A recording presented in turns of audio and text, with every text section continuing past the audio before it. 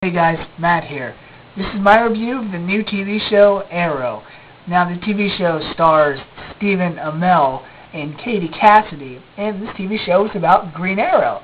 Last time we saw Green Arrow on television was about a year and a half ago on Smallville, and well, it's about time Green Arrow got his own TV show, and I'm actually glad that it wasn't Justin Hartley in the main role, because he was a cool idea on Smallville, but just the longer they kept him around and how he became Clark's best buddy instead of other, Justice League and DC comic members, I was like, alright, you gotta start doing something more with Green Arrow. And just the more he stuck around, the more actually annoying he got. Green Arrow has his own TV show now, and going into it, I was a little skeptical. I was like, as long as this TV show isn't Justin Hartley's Green Arrow, for 20 episodes, I'll be okay with it. And I'm glad to say that this show is not. This show is actually a lot darker than Smallville portrayed Green Arrow. Now, right off the bat, they start off by showing you Green Arrow's origins, how he was on a yacht with his dad, and the yacht crashes, and he becomes deserted on an island for 5 years.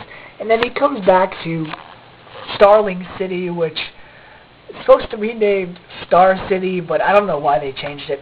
And then he reunites with his former love, Laurel Lance, who, if the last name strikes you, it struck me too, and we unfortunately don't get to find out if that's who we think it is until the end of the episode.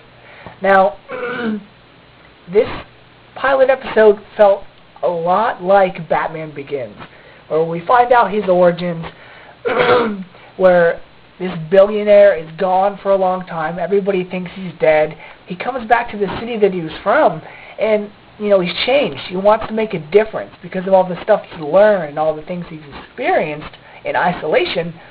He wants to make a difference. And just like Batman Begins, he goes up against the biggest, baddest crime guy in the city, and he makes practical gadgets, and he moves into a big home, and he deals with not only personal issues, but also the crime in the city. And I said this version of Green Arrow was a lot darker, and it really is, because his younger sister,